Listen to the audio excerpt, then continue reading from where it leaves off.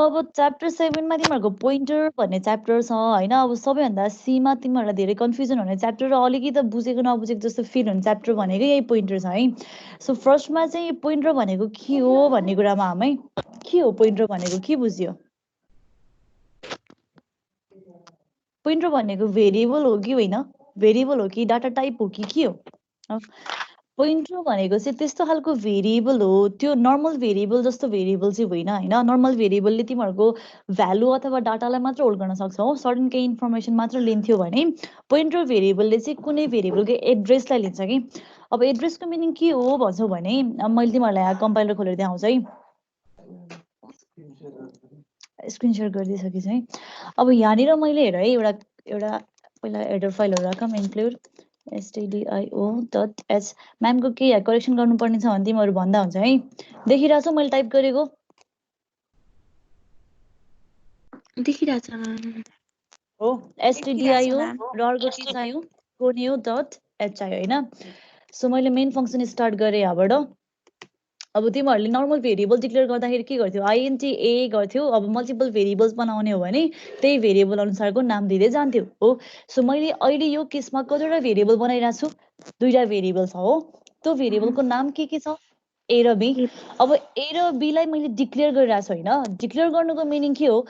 a र b को लागि चाहिँ छुट्टा छुट्टै कुनै एउटा मेमोरी स्पेस रिजर्भ गरेर राख्दियौ र त्यो मेमोरीको साइज भनेको चाहिँ कति हुनु पर्यो int को साइज हुनु पर्यो सो यसको लागि चाहिँ के हुन्छ यहाँनिर भन्दाखेरि memory is created for variable के को लागि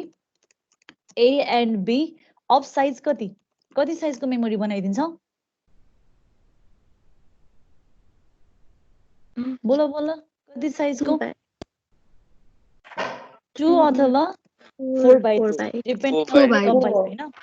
सो यो सिनारियोमा दुईटा भेरिएबल बनाउँदै छु भने चाहिँ यदि इफ इन केस इन्टिजरले 4 बाइट लिइराछ त्यो कम्पाइलरमा भन्ने a र b को लागि होल नम्बर अफ बाइट्स कति हुन जान्छ 4 2 जा 8 हुन जान्छ हैन सो अब यहाँनिर यो के गरिराछम भन्छौ भने ल है यहाँनिर अब a र b को लागि मेमोरी एलोकेट गरेको भनेको कुनै तिमीहरुको इन्टरनल मेमोरीमा सर्टेन केही मेमोरी बनाइदिएर राख्दिराको हो त्यो मेमोरी बनाएर राख्दिराछ भने हरेक मेमोरीको एउटा पर्टिकुलर स्पेसिफिक एड्रेस हुन्छ कि त्यो एड्रेसको काम भनेको चाहिँ तिमीले बनाएको जति पनि भेरिएबल्स छ त्यो भेरिएबललाई कम्पाइलरलाई चिनाउने काम गरिरहेको हो सो इफ इन केस मैले यहाँ सपोज के गर्दिए भन्दाखेरि यो a को लागि मेमोरी एड्रेस चाहिँ 1012 छ अरे र तिमीहरुको b को लागि मेमोरी एड्रेस चाहिँ के छ अरे 2018 छ अरे पाइयो सपोजिसन मात्र हो है एक्ज्याक्ट हुनुपर्छ भन्ने छैन अब यहाँनिर तिमीहरुले a को लागि 2012 कच्चा a को लागि 1012 र b को लागि 2018 मेमोरी एड्रेस छ भने अब गएर यहाँ तिमीहरुले जुन त्यो भेरिएबलमा मेमोरी इनिशियलाइज गर्ने काम गर्छौ नि हैन त्यो भेरिएबलमा मेमोरी इनिशियलाइज भनेको a = 4 राखे ल र b मा चाहिँ मैले कति राखे 7 राखे b भएन चाहिँ यो n भएछ सो यहाँनिर यो कोडले के भन्छ भन्दाखेरि a मा 4 राख तिमीहरु नर्मली के बुझिराछौ 4 जुन भ्यालु छ यो भ्यालु चाहिँ a नामको भेरिएबललाई देऊ भन्ने बुझिराछौ हो तर कम्पाइलरले यसलाई कसरी इन्टरप्रेट गर्दिन्छ भन्छौ भने यो 4 नामको जुन 4 वाला भ्यालु जुन डाटा छ यो डाटालाई a को एड्रेसमा लगेर राख्ने भन्छ कि सो a को एड्रेस भनेको तिमीहरुको कति छ यहाँनिर 1012 छ देखिराछौ यहाँ सपोज गरेको यो 1012 एड्रेस जुन a नामको भेरिएबल छ त्यो a नामको भेरिएबलमा गएर कुन भ्यालु हाल्दिन भने हो 4 वाला भ्यालु हाल्दिन भने हो त्यसैगरी अब तिमीहरुको यो जुन 7 वाला भ्यालु छ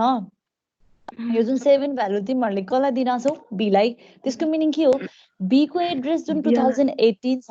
यो b को एड्रेस चाहिँ मैले कति दिराछु त्यहाँनिर 2018 दिराछु हो a को एड्रेस चाहिँ कति छ a = 1012 छ होला हो सो 1012 एड्रेसमा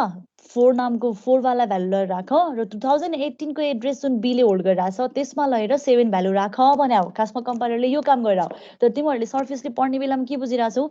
a र b को डिक्लेरेसन भनेको सर्टेन केही मेमोरी अकुपाई गरेर राख्दिराख र त्यो मेमोरीमा यो भ्यालु के गर इनिशियलाइज गर यो त भयो नर्मल भेरिएबलको कुरा अब यही केसमा तिमीहरुले a र b लाई नर्मल भेरिएबल होइन कि पोइन्टर बनायो भने अब हुन्छ के भन्छौ भने है मैले यो सबैलाई क्यान्सल गर्ने है अब पोइन्टर भेरिएबल भनेको नि एउटा भेरिएबल हो। सो डिक्लेयर गर्नलाई यसको पनि सर्टेन केही डाटा टाइप चाहिएला। अहिले मैले डाटा टाइपलाई एकछिन ब्ल्याङ्क छोड्दिएँ है र ए नामको एउटा मैले पोइन्टर भेरिएबल बनाउन खोजिरहेको छु। यो पोइन्टर भेरिएबल हो भनेर कम्पाइलरलाई चिनाउनको लागि अगाडि कुन चाहिँ सिम्बल युज गर्छौ तिमीहरूले? एस्ट्रिक साइन युज गर्छौ। सो अगाडि भेरिएबलको नामको अगाडि एस्ट्रिक साइन आयो भने कम्पाइलरले के बुझ्छ त्यसलाई? त्यो चाहिँ नर्मल भेरिएबल होइन, पोइन्टर भेरिएबल हो भन्ने बुझ्छ हो। सो जुनसुकै भेरिएबललाई तिमीहरूले पोइन्टर डिक्लेयर गरिदिन्छौ त्यस पछाडि हुन्छ के भन्छौ भने त्यो पोइन्टरले जहिले पनि अर्को कुनै भेरिएबलको एड्रेसलाई होल्ड गरेर आउँछ। अघि जसरी तिमीहरूले आइएनटी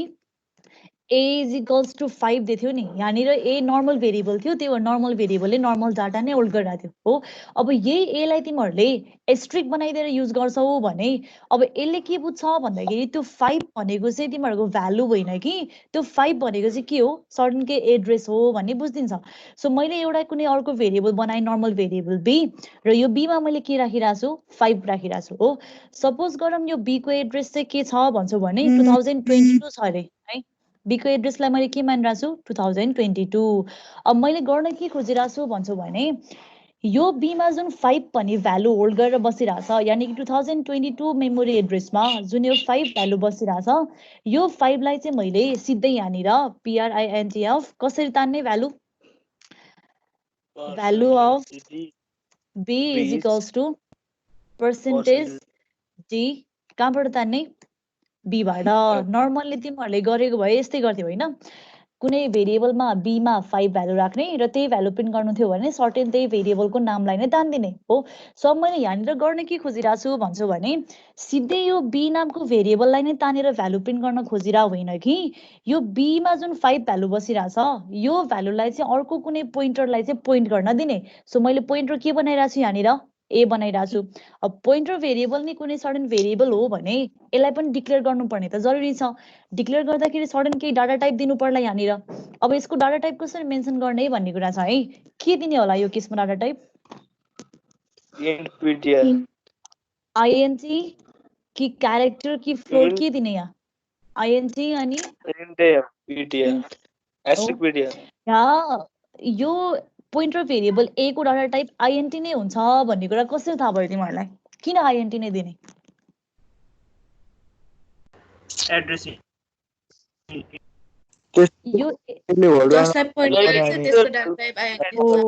त्यही हो है। अहिलेको सिनेरियोमा मैले यो ए नामको पोइन्टर भेरिएबल केसको लागि पोइन्ट गर्न युज गरिरहेको छु, बी को लागि पोइन्ट गराउन युज गरिरहेको छु। सो जुनको लागि युज गर्न लागिरहेको हो त्यो भेरिएबलको डाटा टाइप के देखिरहेको छु यहाँ तिमीहरूले, आइएनटी देखिरहेको छौ। सो तिमीहरूले युज गर्न लागेको पोइन्टरको टाइप पनि के नै हुनु पर्यो, आइएनटी नै हुनु पर्यो। सो आइएनटी एस्ट्रिक ए गरेको भनेको यो पोइन्टर भेरिएबलको डिक्लेरेसन हो कि इनिसियलाइजेसन हो, डिक्लेरेसन हो कि इनिसियलाइजेसन हो, यो डिक्लेरेसन है। अब पोइन्टरको डिक्लेरेसन मात्र गरेर काफी छ? डिक्लेरेसनले के गरिदिन्छ, अब एड्रेस दिइदिन्छ होला। जस्तै ए को एड्रेस कति छ होला, मैले सपोज 2046 भनेर माने। यो भेरिएबल डिक्लेरेसन गर्नु भनेको मेमोरी नै एलोकेट गर्नु हो, एलोकेट गर्ने बित्तिकै मेमोरी एड्रेस पाउँछ। त्यसै गरी पोइन्टर भेरिएबल डिक्लेरेसन गर्नु भनेको नि के हो, त्यो पोइन्टर भेरिएबललाई सर्टेन केही एड्रेस दिएको। सो ए को एड्रेस चाहिँ के छ होला, 2046 छ होला। बुझिन्छ यहाँसम्म कुरा? बुझिन्छ?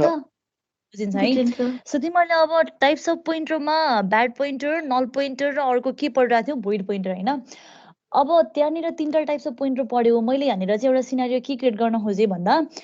ए भन्ने पोइन्टर भेरिएबल मैले जस्ट बनाएको मात्र छु, तर मैले यत्तिकै यसलाई युज गर्न खोजेँ भने यो टाइपको पोइन्टरलाई के भनिन्छ,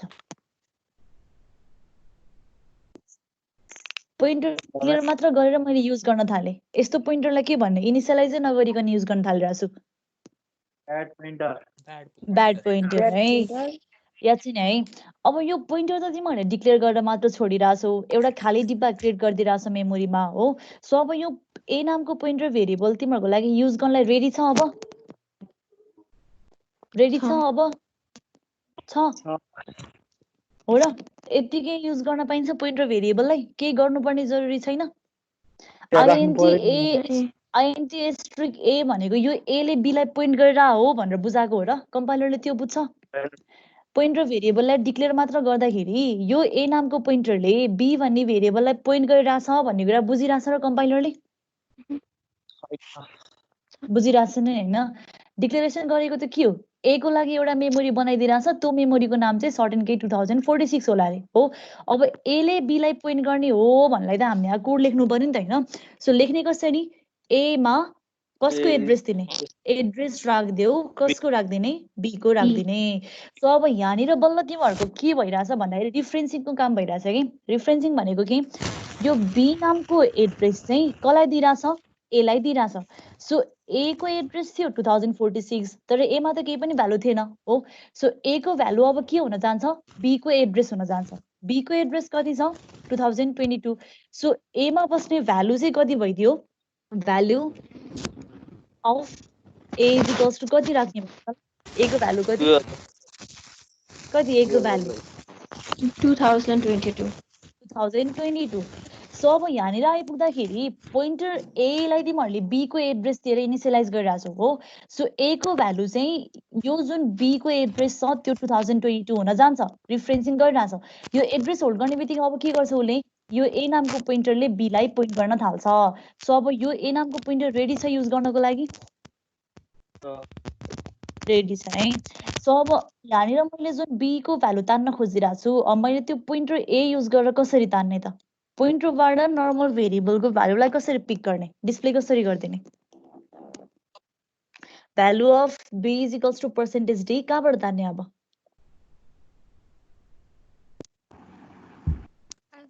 र भन कहाँबाट तान्ने एस्ट्रिक एबाट एस्ट्रिक युज गर्नुपर्ने जरुरी किन छ यहाँ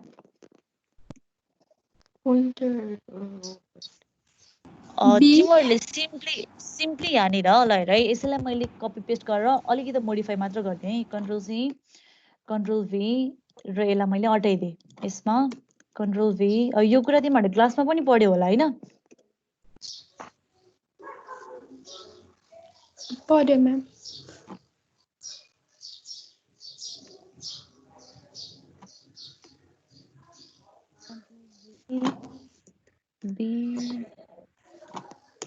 हेर है मैले के गरिरहेको छु यहाँ सबै हेर है कोड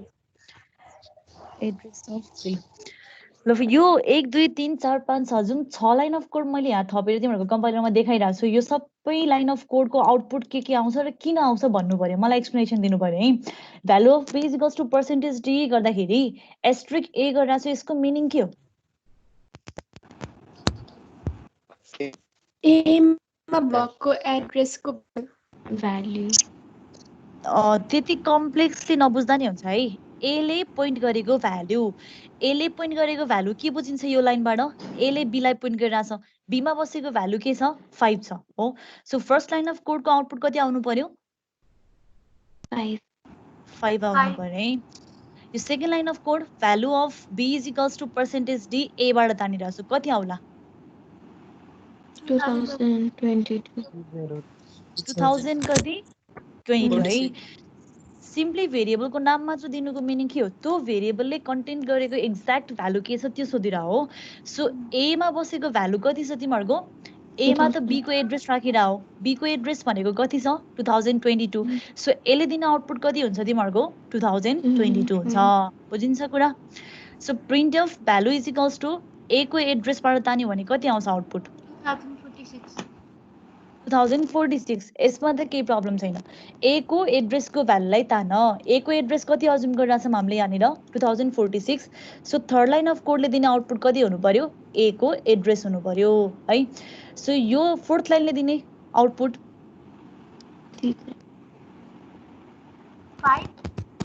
5 बीले पोइन्ट गरेको भ्यालु भनेको के हुन्छ नर्मल भेरिएबलको केसमा 5 नै हुन्छ अब यो फिफ्थ लाइनको कोडले बीबाट तान्ने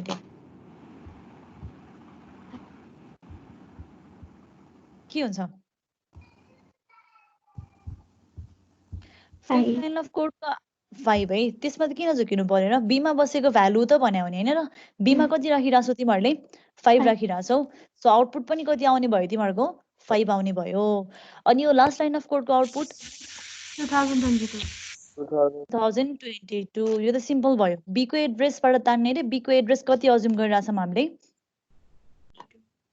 2022 सो बुझिन्छ यो कुरा के हो भन्ने कुरा आइराछ सबै कुरा